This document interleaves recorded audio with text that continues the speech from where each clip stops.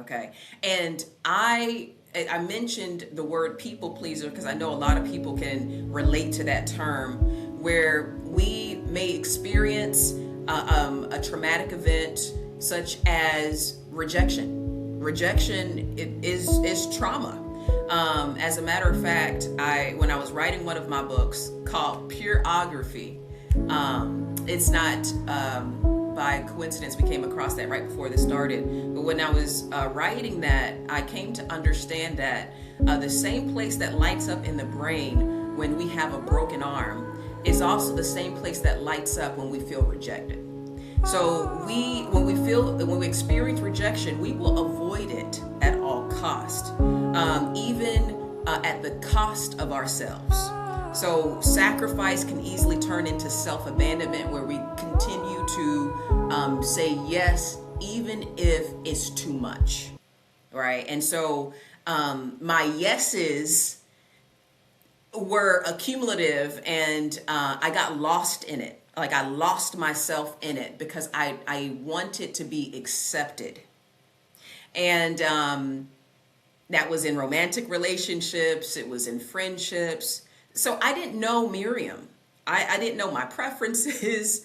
I thought that saying no, I couldn't deal with what was going to be on the other side of that.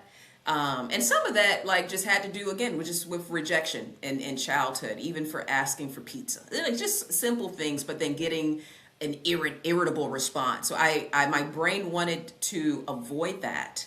And so we are many times programmed towards safety and whatever we think is safe. So if we have a bad experience, that bad experience is kept score within our bodies, and then we avoid it at all costs if we think it could happen again, even if it's not.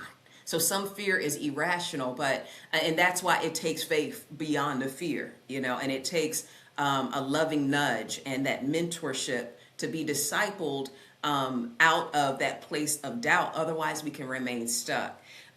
So God began to show me that I needed to deal with the weight that was on me, because then I became really good at all the things I said yes to. So then more came, right? So it was like skills, that paid the bills. It was all things that were familiar in my career. It's like I got a lot of accolades and affirmations, but again, there was also fatigue and resentment and bitterness. And I'm like, wait, the math is not math in here, because I have all this stuff on my plate. And I feel still disconnected from who I am.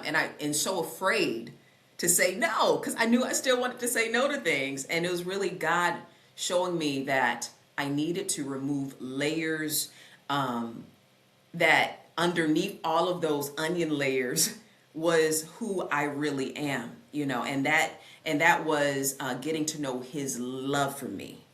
And in receiving that, I was receiving my most authentic self in Christ.